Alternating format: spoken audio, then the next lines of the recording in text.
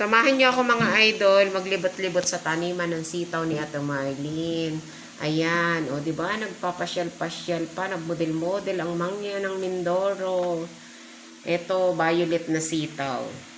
Ito guys, oh, ang daming bunga. For the guna, ready na siya for the pitas. Ang sarap kapag may bakurang kang ganito. Libre ang gulay, healthy living pa. Saka nakaka-relax guys pag ganito ang paligid. O diba, ang haba. Tapos, ang dami-dami niyang mamunga. Ang sarap magtanim. Diba? Pag may sarili kang bakura na ganito, ay, ang ganda. O, tingnan nyo dyan guys. Ang ganda. Pil na pil ang auntie niya, o feeling niya kanya. Diba? San ka pa? Ang ganda. Sana all may sariling bakuran. Ang sarap kaya pag may sariling tanim. Fresh lahat ng pagkain. Diba?